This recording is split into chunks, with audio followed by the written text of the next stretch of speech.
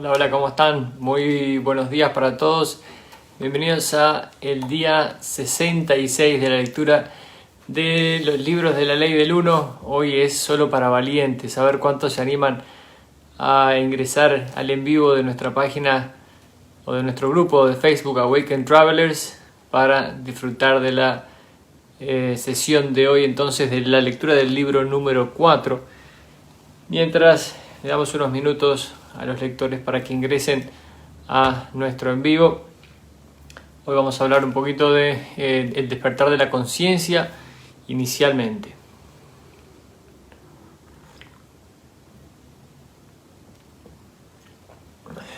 Entonces,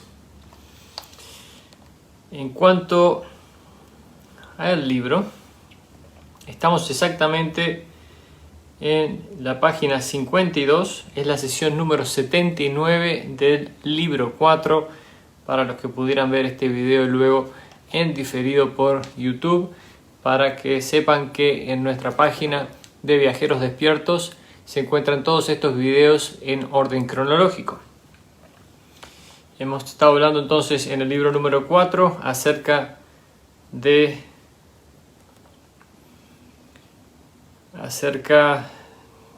los arquetipos de la conciencia. Hemos hablado de que existen 22, 7 para cuerpo, 7 para mente y 7 para espíritu. Esos son 21 más el final, que es el de la elección, lo que se llama el loco o la elección. Entonces, voy a pasar a leer aquí brevemente de una búsqueda que hice muy rápida, no es una página en especial ni nada por el estilo, que habla acerca del despertar de la conciencia. Dice, ¿qué es el despertar de la conciencia? Dice aquí, el despertar de la conciencia no es un concepto que se pueda aprender intelectualmente, es más bien un viaje experimental hacia la esencia de tu ser, que te permite descubrir quién y qué eres realmente. A pesar de ello, hoy usaré las palabras para tratar de transmitirte una idea de lo que significa para mí el despertar de la conciencia en función de lo que yo he experimentado en mi propio proceso, dice aquí esta página. Dice, despertar está siendo como dejar de sobrevivir para empezar realmente a vivir.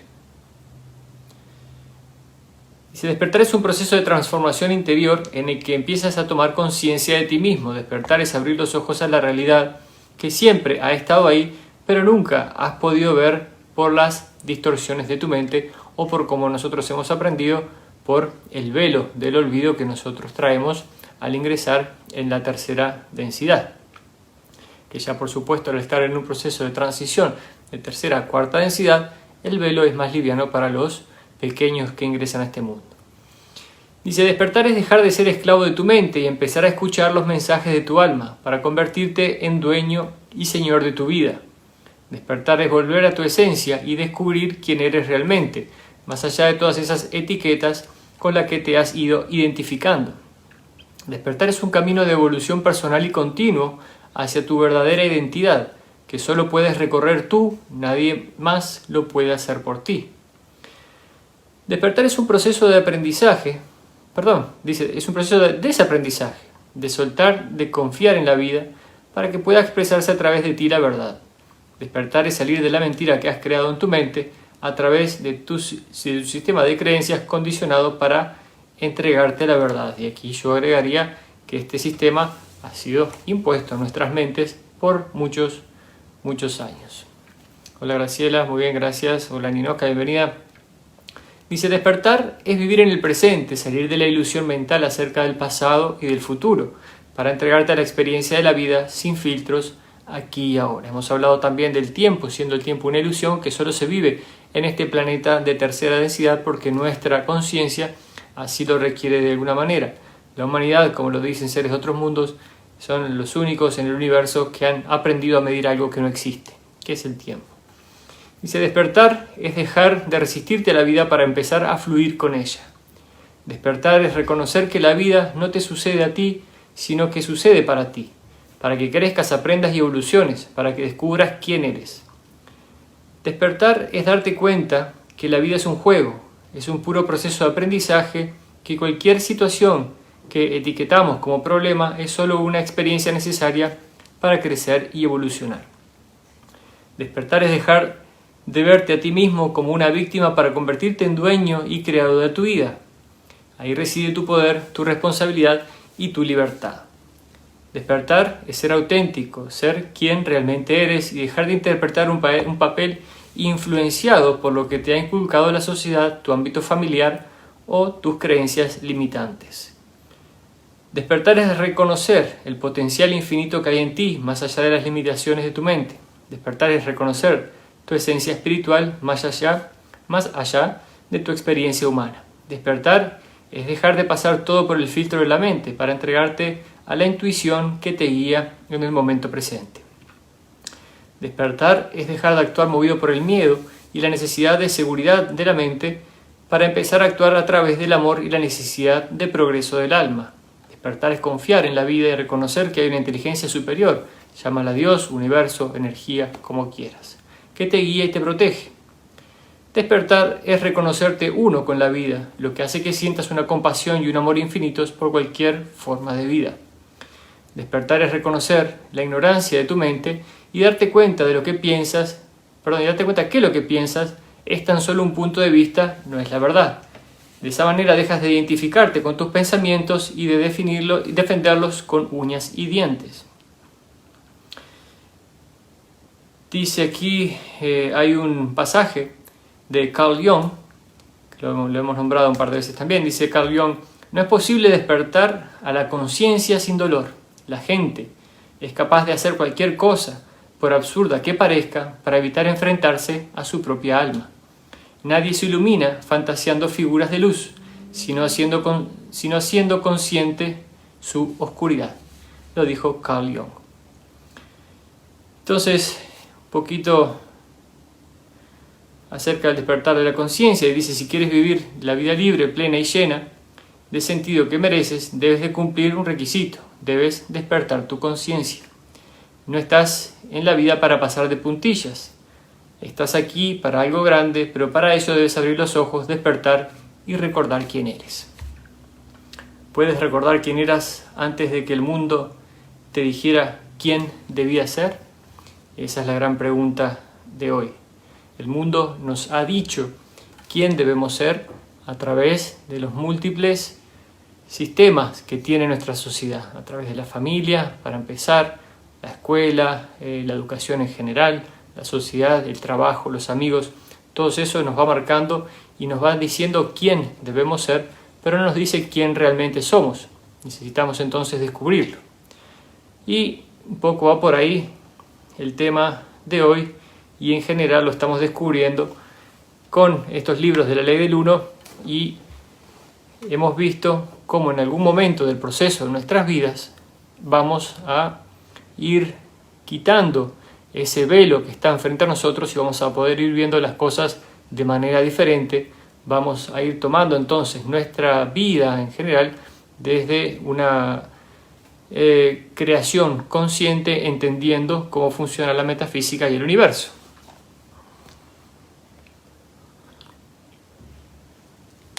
Entonces, vamos a continuar. Voy a ver quién está por aquí.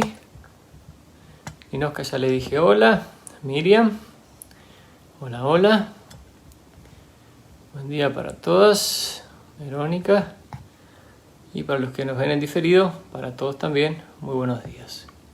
Les voy trayendo a la cámara.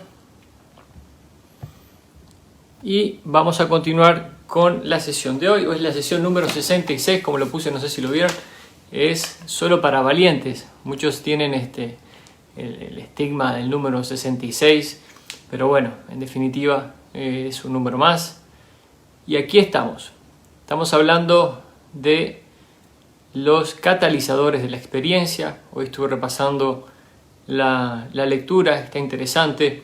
Vamos a hablar de cositas bastante importantes justamente para el despertar de la conciencia, y existen en el despertar de la conciencia ciertos procesos que vamos cumpliendo. Hemos visto cómo estos arquetipos, estas bases sentadas por el logo o el creador de este sistema, hace que nosotros vayamos pasando por diferentes momentos en el desarrollo de nuestra mente, cuerpo y espíritu, que si reconocemos podemos utilizar correctamente.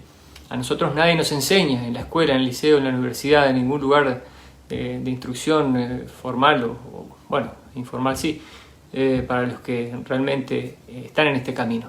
Pero si nos hablaran a nosotros de los arquetipos de la mente, cuerpo y espíritu y nos estuviéramos preparados sabiendo qué nos va a pasar, sería muy diferente la manera en que encararíamos nuestro despertar de conciencia a nivel general. Pero por supuesto, hemos entendido que al establecimiento en general no le interesa que nosotros sepamos al respecto, porque la verdad nos hará libre y justamente lo que no quieren es que nosotros seamos libres. Pero es parte también, como hemos visto, de todo este proceso de libre albedrío, de servicio al prójimo y servicio al yo, que hace que nos polaricemos y que podamos elegir en esta tercera densidad el camino que deseamos seguir en nuestra ascensión hacia el encuentro con el Creador. Justamente entonces no ponerle una cuestión aquí de culpa de ellos o culpa de nosotros, nada por el estilo, simplemente entender que así funciona y así está creada esta realidad para que exista esa noche y el día, ese positivo y negativo, y eso va a generar un potencial de energía que hará que se produzcan las experiencias y nos aprovechemos de ellas para el crecimiento espiritual. Dice entonces el interrogador, donde lo dejamos ayer, dice: de momento voy a dejar el concepto del sumo sacerdote, porque realmente no lo comprendo. Voy a preguntar si los enamorados representan la fusión del consciente y del inconsciente, o la comunicación entre consciente e inconsciente. Voy a ir mostrando las cartas, que las tengo aquí. Entonces estamos hablando del enamorado en este caso. Voy a buscarlo. Aquí está la del sumo sacerdote, que fue la que dijo que iba a dejar para después. Esa es la carta del sumo sacerdote. Voy a ver si encuentro la de los enamorados.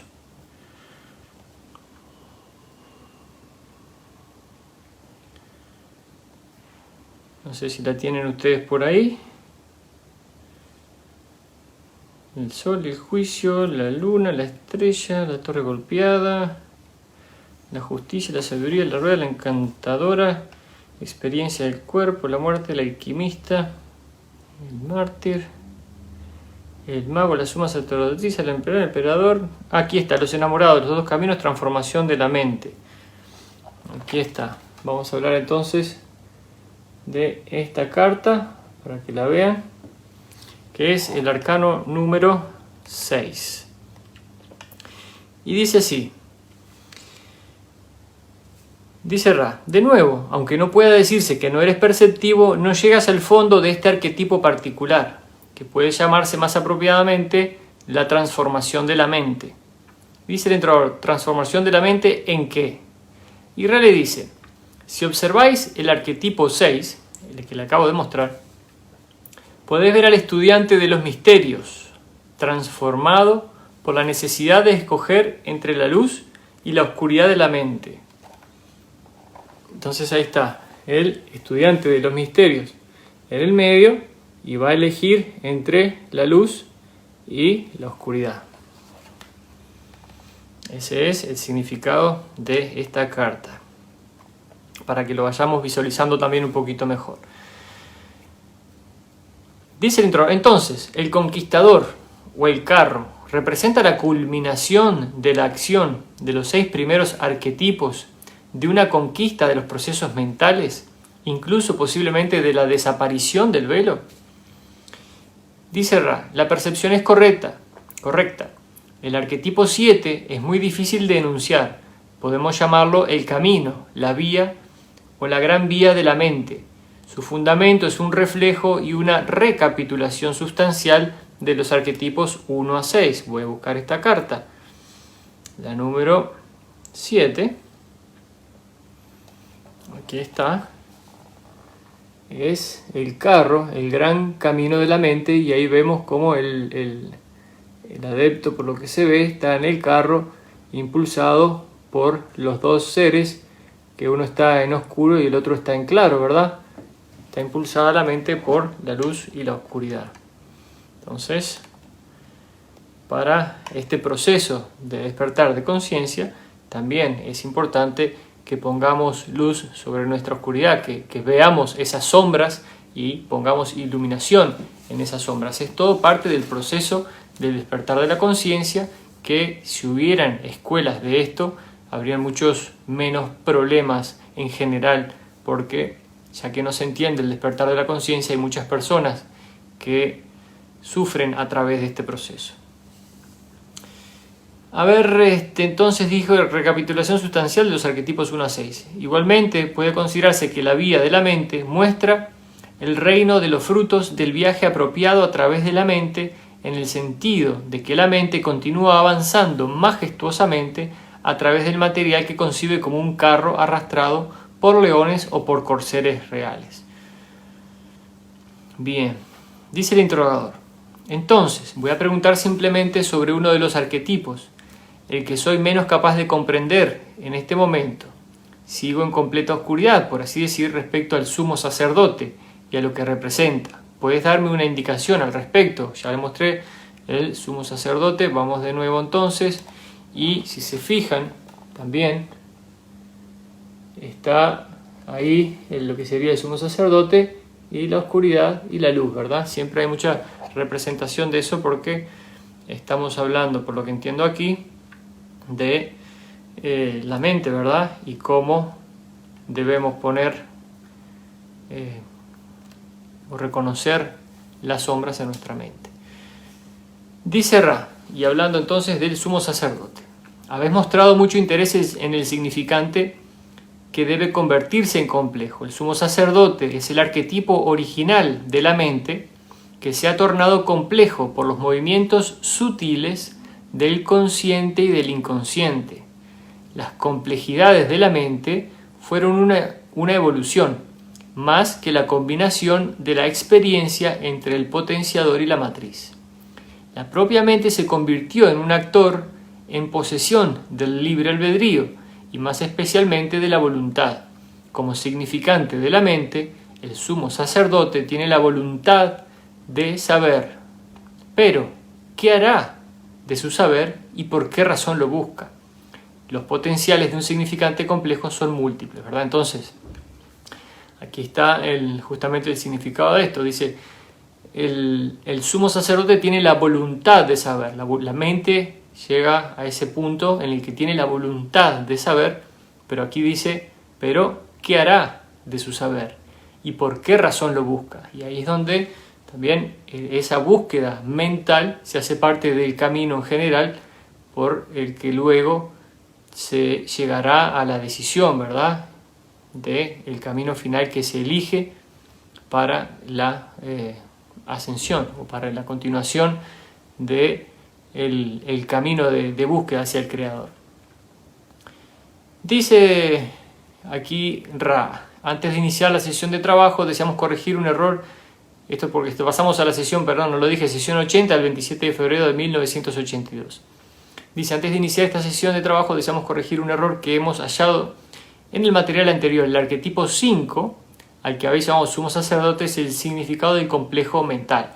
Nosotros ya habíamos hablado de eso, ¿verdad? Que es estamos hablando del complejo mental y cómo mentalmente llega un momento que adquirimos la voluntad de saber y entonces proseguimos o iniciamos la búsqueda. Estamos aquí hablando, yo seleccioné este párrafo porque están hablando ahora del instrumento de Carla y de cuál es su estado en general. Y estamos hablando de cómo las formas pensamiento que se le envían a ella las están afectando. Entonces, hola Claudia, Miriam y María Carvalho. Hola David. Dice el interrogador, ¿cuál es la razón para que la entidad sea capaz de actuar a través de distorsiones físicas ya existentes, por oposición a su incapacidad de actuar sobre otra entidad que no presenta ninguna distorsión física? Entonces la pregunta es, ¿por qué justo actúa contra Carla? Y debe tener alguna coincidencia con que ella tiene muchas cuestiones físicas que la afectan, ¿no? Vamos a ver por qué o cómo lo logra. Y después vamos a ver por qué. Dice Ra, la clave de esta pregunta radica en el propio término distorsión. Toda distorsión, ya sea en su naturaleza de complejo físico, mental o espiritual, puede acentuarse por la sugestión que origina quien es capaz de trabajar con la magia, es decir, de causar cambios en la conciencia. El instrumento, o sea, Carla, tiene diversas distorsiones, el instrumento tiene muchas distorsiones físicas. Cada uno de los miembros del grupo tiene diversas distorsiones mentales, de diversa naturaleza. Cuanto menos equilibrada esté la distorsión mediante el conocimiento de sí mismo, más hábilmente podrá la entidad acentuar dicha distorsión para debilitar el correcto funcionamiento y la armonía del grupo. Bien, entonces el despertar de conciencia no significa que todos vamos a estar teniendo este tipo de interacciones con seres de otros mundos, pero sin embargo es importante conocer cuáles son los procesos que pudieran estar sucediéndose, más que nada cuando el camino que se elige es el servicio al prójimo y se realiza ese camino, ya que por lo menos sabiendo que esto puede ocurrir, pueden mitigarlo, ¿verdad? Y habla aquí cómo es importante el conocimiento de sí mismo. Dice, cuanto menos equilibrada esté la distorsión mediante el conocimiento de sí mismo, más hábilmente podrá la entidad acentuar dicha distorsión para debilitar el correcto funcionamiento y la armonía del grupo en este caso. Por eso es importante conocerse a sí mismo. Creo que, y lo hemos mencionado otras veces, una de las premisas del mundo espiritual es conócete a ti mismo. Dice el interrogador, ¿qué espera obtener nuestro visitante de quinta densidad si consigue su objetivo de eliminar este contacto? Dice Soy Ra. Como hemos dicho anteriormente, la entidad espera adquirir una parte de esa luz. Esto es el complejo mente-cuerpo-espíritu de Carla. A falta de ello, la entidad pretende apagar la luz. Dice el interrogador, lo entiendo hasta cierto punto, que es el siguiente. Si la entidad consiguiera cualquiera de esas dos opciones, ¿qué beneficio le reportaría a su acción? ¿Incrementaría sus aptitudes? ¿Incrementaría su polaridad? ¿Mediante qué mecanismos? Dice Ra, después de haber intentado conseguirlo durante un plazo de vuestro espacio-tiempo, por un tiempo, ¿verdad?, sin resultados duraderos, esta entidad puede estar planteándose la misma pregunta. En caso de triunfo, el premio es un incremento de polaridad negativa para la entidad, pues habrá eliminado una fuente de emisión de luz, y de esa forma habrá ofrecido a este espacio-tiempo la oportunidad de la oscuridad allí donde una vez hubo luz. En caso de que consiguiera esclavizar el complejo mente-cuerpo-espíritu del instrumento, hubiera esclavizado a una entidad bastante poderosa, aumentando así su propio poder. Entonces, ¿por qué lo menciono? Esto ya lo leí anteriormente y lo elegí justamente para mencionarlo, porque estamos hablando de que en el proceso de despertar de conciencia tenemos que poner luz sobre nuestras sombras, pero es importante saber cuáles son los procesos por los cuales pasamos durante el despertar de la conciencia y que existen estas cosas, ¿verdad? Entonces se ha hablado mucho en nuestro folclore en general de las personas con ciertos desequilibrios, problemas mentales, físicos en general y demás, pero nunca se ha logrado llegar al entendimiento de por qué muchas de estas cosas ocurren. Entonces creo que es importante entenderlo, saber que existe, simplemente para saber mitigarlo. Dice, a medida que nuestro visitante incrementa su poder con estas intervenciones, ¿cuál es el poder que aumenta? ¿Podéis describirlo? A ver si aumento la luz aquí un poquito.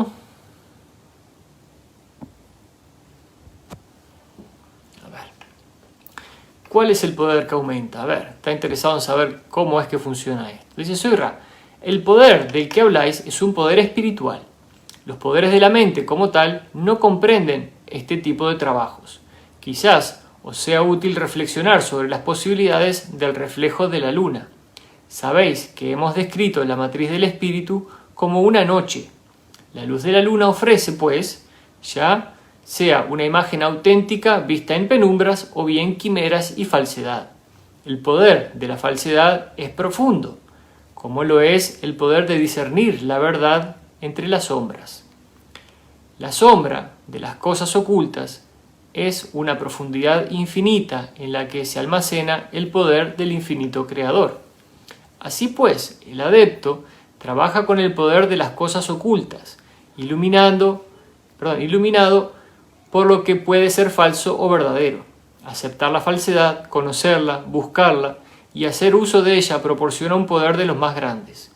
Esa es la naturaleza del poder de vuestro visitante, y puede también arrojar alguna luz sobre el poder del que busca con la intuición de servir al prójimo, pues los pasos falsos en la noche se dan con tanta facilidad. Entonces, hemos hablado, creo que fue en la sesión anterior, acerca de cómo la oscuridad ha tomado gran parte de la humanidad en general y están transitando por este mundo inconscientemente, ¿verdad? O no desde un punto consciente espiritual, y se dejan llevar por esas tentaciones, por esas formas, pensamientos, por todas las atracciones que tiene esta sociedad. Entonces nos cuesta mucho como humanidad salir adelante. Hemos hablado de nuevo de que es parte del proceso, pero es bueno también que una vez que estamos en esto podamos traer esta luz, porque es parte de nuestro trabajo también, ¿verdad? De balancear esta oscuridad con luz. Dice el interrogador: ¿queréis decir que este es un poder del espíritu y no de la mente o del cuerpo? Y dice Ra: el trabajo del adepto se basa en el trabajo previo con la mente y el cuerpo, pues de otra forma no sería posible realizar cualquier otro trabajo con el espíritu sobre una base fiable. Con este comentario podemos asegurar la exactitud de vuestra suposición. Dice el interrogador: el arquetipo 15 es la matriz del espíritu y ha sido llamado el diablo. ¿Podéis explicar por qué? Y esta es la sesión 66, solo para valientes, se los dije, Voy a buscar la número 15, la carta número 15. Aquí son 14, aquí está.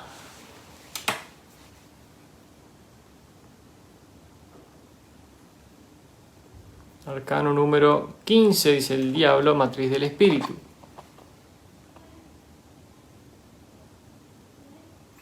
Entonces, ¿qué pasa? Cuando hablamos de estas cosas, mucha gente se espanta y va a decir: ay, qué feo de lo que están hablando hoy. Pero bueno, ¿no existe acaso? Entonces, si existe, hay que conocerlo. Es parte de todo lo que es parte de todo lo que existe. El diablo, como está escrito aquí, es tan parte del Creador como la Madre Teresa de Calcuta. Así que a conocer y a saber cómo se manejan las cosas.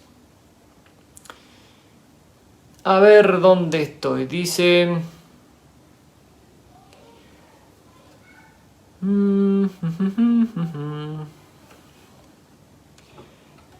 voy a repetir la pregunta. El arquetipo 15 es la matriz del espíritu y ha sido llamado el diablo. ¿Podéis explicar por qué? Soy Ra. No es nuestra intención ser superficiales en una cuestión tan central, pero podríamos señalar que la naturaleza del espíritu es tan infinitamente sutil, que con mucha frecuencia la influencia fertilizante de la luz sobre la gran oscuridad del espíritu no es tan evidente como la propia oscuridad, ¿verdad? Entonces, justamente, la influencia fertilizante de la luz sobre la gran oscuridad del espíritu no es tan evidente como la propia oscuridad. El avance escogido por muchos adeptos se torna una vía confusa cuando cada uno de ellos se esfuerza por utilizar el catalizador del espíritu. Son pocos los que consiguen captar la luz del sol. La gran mayoría de adeptos sigue andando a tientas en el reflejo lunar y, como hemos dicho, esa luz puede engañar, así como revelar los misterios ocultos. Por tanto, la melodía, de esa matriz parece a menudo negativa y de naturaleza maligna, como diríais. Y acá viene algo interesante. Dice: también cabe resaltar que un adepto es quien se ha liberado cada vez más de las limitaciones del pensamiento, opiniones y vínculos con otros. ya sea que esto se haga así para el servicio al prójimo o para el servicio al yo. Forma parte necesaria del despertar del adepto. Esa libertad es vista por los que no se han liberado como lo que llamaríais maligna o negra. Se reconoce la magia, pero no así su naturaleza, como ocurre con frecuencia. Entonces estamos hablando aquí de otro de los momentos del despertar de la conciencia, justamente. Y que es ese momento en que el adepto, aquel que está en esa búsqueda espiritual, empieza a dejar las limitaciones del pensamiento, se ve liberado de las limitaciones del pensamiento, opiniones y vínculos de otros. Dice, ya sea que esto se haga para el servicio al prójimo o para el servicio al yo, forma parte necesaria del despertar del adepto. Esa libertad es vista por los que no se han liberado como lo que llamaríais maligna o negra. Y ahí está la crítica de la sociedad en general para las personas que pasan por este proceso del despertar de conciencia, ¿verdad? Cuando empiezan a dejar la vida normal, cotidiana de lado y empiezan a pensar diferente, la misma sociedad, las mismas personas que no se han liberado todavía de las limitaciones de la sociedad en sí en general, entonces se ven afectados por la rebelión quizás de este otro. Dice el interrogador, ¿podría decirse entonces que implícito en el proceso que permite convertirse en adepto existe la aparente polarización hacia el servicio al yo, ya que el adepto se desvincula de buena parte de su entorno? ¿Verdad? Es aquí, podría ser una aparente polarización del servicio al yo, pero vamos a ver cómo sigue. Dice Ra, es probable que así ocurra.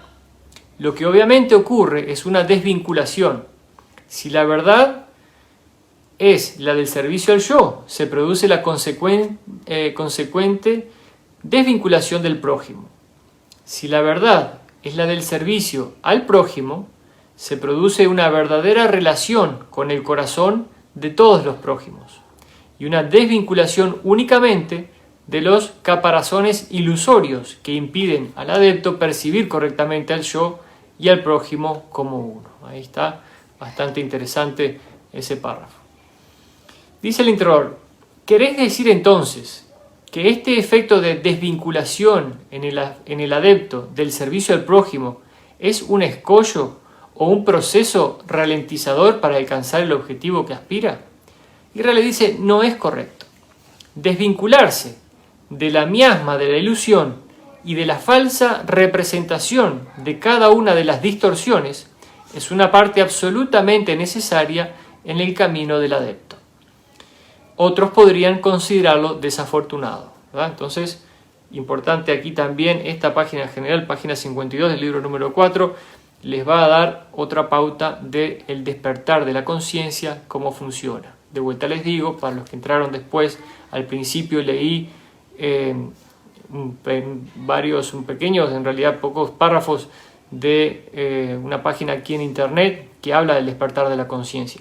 Y estaba diciendo cómo nosotros no somos educados para entender las fases que tiene el despertar de la conciencia y cómo vamos pasando y haciéndole frente a todo este proceso del despertar de conciencia que se da naturalmente y por supuesto tiene para muchos efectos no deseados, porque para empezar no saben, no reconocen lo que les está sucediendo, pero por ejemplo tienen la necesidad de desvincularse, de quitar las limitaciones y de pensar diferente. Entonces esto trae un resquemor en las personas que lo rodean, por supuesto. Dice el interrogador, desde el punto de vista del arquetipo 15, en este proceso se produce una incursión en la matriz del espíritu. ¿Tiene sentido lo que digo? Y ahora le dice, la incursión de la que habláis y el proceso de desvinculación suelen estar ligados al arquetipo que denomináis esperanza y que nosotros preferimos llamar fe. Ese arquetipo es el catalizador del espíritu y debido a las iluminaciones del potenciador del espíritu, comienza a ocasionar esos cambios en el punto de vista del adepto. Entonces, ¿Por qué es importante, y lo hablamos en algún momento, estudiar las cartas del tarot? ¿Por qué es importante estudiar los arquetipos, la mente arquetípica, el espíritu arquetípico, el cuerpo arquetípico? Porque justamente nos muestra las diferentes etapas por las que pasa el ser a través de su evolución consciente más que nada. Entonces, el entender esto va a hacer que podamos trabajar de mejor manera, de reconocer la etapa por la que estamos pasando y aceptarla y tomar o lograr mejores frutos de este trabajo. Dice el introductor: no pretendía llegar demasiado lejos en mi cuestionamiento. El adepto de polaridad positiva o negativa construye entonces el potencial que le permite extraer su poder directamente del espíritu. ¿Es así? Rale dice: sería más acertado decir que el adepto hace un llamamiento directo al universo a través del espíritu por su poder, pues el espíritu es la lanzadera. Dice el interrogador: creo que la única diferencia significativa entre los adeptos positivos y negativos que utilizan esa lanzadera es el modo en que polarizan. Y pregunta: ¿existe una relación entre los arquetipos del espíritu y el carácter positivo o negativo de la polaridad? Dice, por ejemplo, y va otra pregunta: ¿el adepto positivo realiza el llamamiento a través del arquetipo 16 y el negativo a través del arquetipo 15, que es el diablo? Vamos a ver el 16, ¿cuál es? El 16, 14. El 16 es la torre golpeada por el rayo, potenciador del espíritu.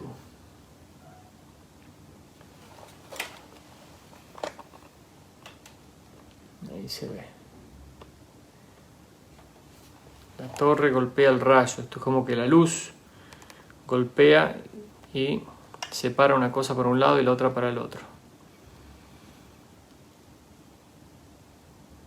Dice, el adepto positivo realiza el llamamiento a través del arquetipo 16 y el negativo a través del arquetipo 15. Esto es muy confuso para mí e imagino que la pregunta no tiene sentido. ¿Puedes responder a mi pregunta? Y Raleigh dice, es un reto responder a tal pregunta, pues existe confusión en su planteamiento. No obstante, vamos a tratar de desarrollar esta cuestión. Permiso.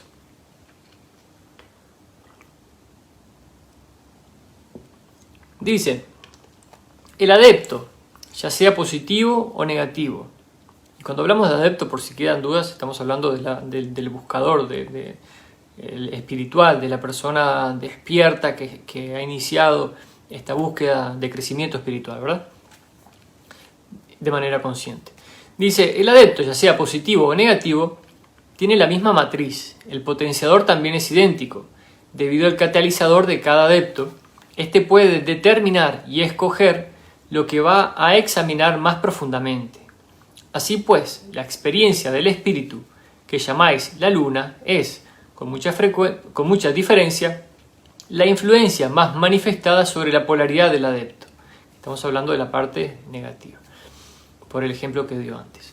Incluso la experiencia más desafortunada que parezca ocurrir en el catalizador del adepto desde el punto de vista del espíritu y con la discriminación posible en la penumbra, puede servir para trabajar sobre ella hasta que la luz semejante a la claridad más brillante del mediodía descienda sobre el adepto, ¿verdad? Entonces, hasta el peor de los catalizadores, ¿verdad? Hasta el más desafortunado de los catalizadores, hasta la más desafortunada de las experiencias, puede hacer que la persona logre finalmente encontrar la luz, como lo dice aquí, la claridad más brillante del mediodía descienda sobre el adepto. O sea que todas estas cuestiones que pudieran ser o parecer aparentemente muy negativas pueden hacer que nos iluminemos. Y se produzca, dice, una iluminación positiva o del servicio al prójimo, ¿verdad? Aquí está. El adepto que presta el servicio al yo se contentará con las sombras y, si capta la luz del día, apartará la cara en amarga risa, pues prefiere la oscuridad. Dice el interrogador, supongo que el arquetipo 19 del espíritu es el significante del espíritu. ¿Es así? Y Raleigh dice, así es. Vamos a ver cuál es el 19. Vamos a ver si encuentro el 19 por aquí rápidamente. Aquí está. Arcano 19. Dice el sol significante del espíritu. Vamos a seguir entonces. Y le dice que sí. El arquetipo 19 del espíritu es el significante del espíritu. Dice el interrogador, ¿cómo describirías el significante del espíritu? Dice Ra, en respuesta a la pregunta anterior es lo que pasamos a explicar. El significante del espíritu es la entidad viviente que o bien irradia o bien absorbe el amor y la luz del infinito creador. Lo irradia hacia los demás o lo reabsorbe para sí. Y ahí las dos polaridades. Dice el interrogador, entonces, este proceso de irradiación o de absorción, puesto que tenemos lo que llamaría un flujo o índice de flujo, es la medida del adepto, y Ra le dice, puede considerarse como una apreciación razonablemente adecuada. No entiendo bien lo que quiere decir, pero bueno, hola Ana María, bienvenida, Sarelda. Dice el interrogador, disculpadme, ¿podéis decir qué significa el arquetipo 20? Vamos a ver el arquetipo 20. 20 dice que es, el arcano número 20 es el juicio, transformación del espíritu. Ahí lo tienen. Vean cómo tiene el ángel con la trompeta, está el sol y estas tres figuras es como que se levanta del ataúd, ¿verdad? Es como la momia, si se quiere, que se levanta, se está levantando de el sarcófago. Vamos a ver qué significa. El arquetipo número 20 dice, soy Ra, lo que llamáis el sarcófago o el juicio en vuestro sistema puede considerarse el mundo material. El espíritu transforma ese mundo material en algo infinito y eterno. La infinidad del espíritu es una realización todavía mayor que la infinidad de la conciencia, pues la conciencia, que ha sido disciplinada por la voluntad y la fe, es la conciencia que puede entrar en contacto directo con la infinidad inteligente. Hay muchas cosas que van cayendo de las numerosas etapas que atraviesa el adepto. Nosotros, los de Ra, todavía recorremos esas etapas y alabamos al infinito creador en cada transformación, ¿verdad? Es importante también aquí el detalle. Ellos están también recorriendo las etapas de sus arquetipos. Y dice aquí, hay muchas... voy a repetir, la conciencia que ha sido disciplinada por la voluntad y la fe es la conciencia que puede entrar en contacto directo con la infinidad inteligente. Hablamos de los procesos de balance, si quiere, de nuestros centros de energía, activación de nuestros centros de energía para poder llegar a activar el contacto con la infinidad inteligente, ¿verdad? Llegar a la famosa iluminación. Dice el interrogador, supongo entonces que el arquetipo 21 representaría el contacto con la infinidad inteligente. ¿Es así? Vamos a ver el arquetipo 21.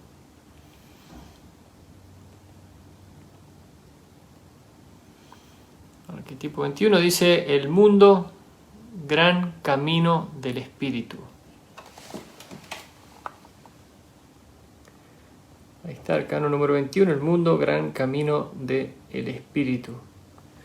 Justamente estamos en este mundo y somos también, podemos habitar otros mundos para transitar las experiencias que debemos transitar para el crecimiento espiritual.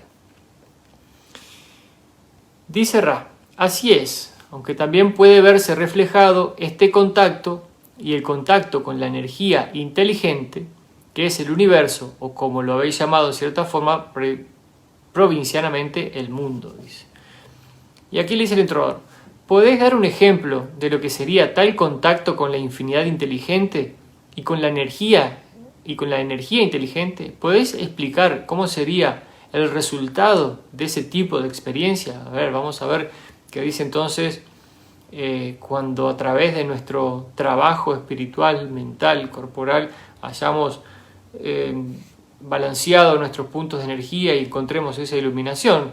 Y dice Ra, hemos hablado de las posibilidades de contacto con la energía inteligente, pues esta energía es la energía del Logos y por tanto la energía que cura, construye, elimina, destruye y transforma a todo prójimo, así como al yo.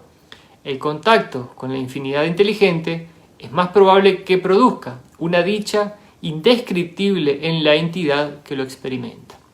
Y por eso, lo dijimos también en otra sesión, que cuando ellos estuvieron aquí, en las pirámides que se utilizaban como centros de iniciación y templos de culto, por supuesto, pasaban por años de entrenamiento para lograr el contacto con la inteligencia infinita, para lograr esta iluminación, pero necesitaban justamente ese entrenamiento porque la energía es tal que alguien que no sea un adepto entrenado no puede soportarla. Entonces pasamos a la sesión, vamos a ver qué hora es, y 49, vamos a leer esta última sesión aquí, o por lo menos esta página. Dice sesión 81 del 22 de marzo de 1982. Ahora le dice, os recibo en el amor y la luz del infinito creador, estamos en comunicación con vosotros.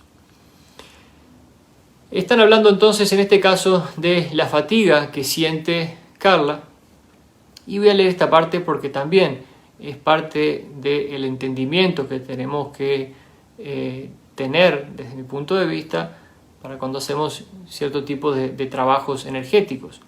Dice, la fatiga permanente no se debe a la oposición de este ser de quinta densidad, sino que es consecuencia inevitable de este contacto.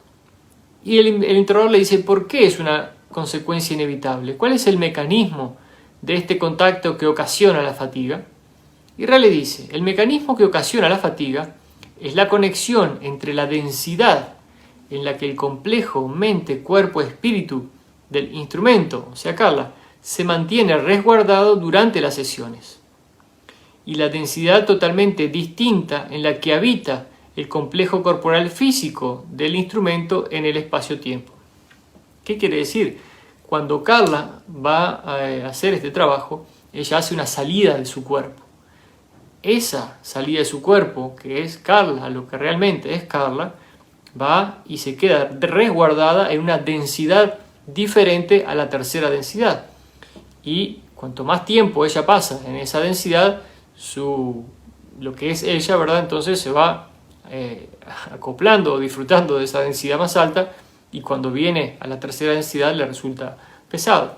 Entonces, así es como se produce el contacto, y por eso han hecho un trabajo tan bueno. Dice, a medida que el instrumento adquiere mayor coloración de la densidad de reposo, esto significa cuando adquiere o cuando pasa más tiempo, como lo dije antes, en ese lugar donde ella va a reposar cuando no está en su cuerpo, la experiencia de tercera densidad parece cada vez más pesada y fatigante.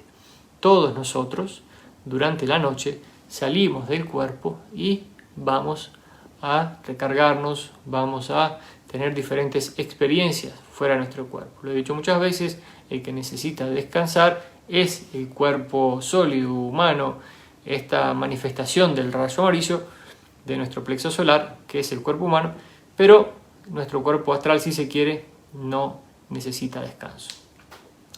Dice, esto ha sido aceptado por el instrumento, pues desea servir. Por lo tanto, aceptamos también ese efecto, sobre el que no puede hacerse nada que sepamos, dice Ra. Dice el interrogador, ¿ese efecto está en función del número de sesiones y ha alcanzado un nivel máximo o seguirá en aumento? Y le pregunta aquí también el interrogador si deberían ellos también experimentar una fatiga constante a consecuencia del contacto que está teniendo. Y el interrogador entonces, Ra le dice, por la propia naturaleza del contacto, el instrumento es quien está más expuesto a este efecto. Cada miembro del grupo de apoyo, al ofrecer amor y la luz del infinito creador en su apoyo incondicional durante estas sesiones y en transferencias de energía a los fines de la misma, experimenta entre un 10 y un 15% aproximadamente de este efecto. Es acumulativo e idéntico en la naturaleza constante de su manifestación. Entonces, ellos también como grupo que son, también tienen un poco de este cansancio que se produce justamente por el contacto. Entonces, ¿y por qué lo menciono? Porque, por supuesto, todos estamos en niveles diferentes de nuestro despertar de conciencia, pero hay muchos que en ese despertar de conciencia, en esa búsqueda espiritual, comienzan a tener contactos con seres de otros mundos, empiezan a hacer canalizaciones y demás, y esto ocurre y es importante porque uno nunca sabe quién va a ver este video en el futuro y quizás diga, bueno, yo estoy haciendo canalizaciones, estoy en contacto con el mundo espiritual y ahora entiendo por qué estoy cansado. Por eso lo menciono. Es parte de la educación espiritual. Dice el interrogador, volviendo a la sesión anterior, el arquetipo 10, que es el catalizador del cuerpo, la rueda de la fortuna, ¿representa la interacción con el prójimo? ¿Es correcta esta afirmación? Vamos a ver el arquetipo número 10, o rueda de la fortuna. Acá está. Arcano número 10, la rueda de la fortuna, catalizador del cuerpo. Y ahí está la ruedita.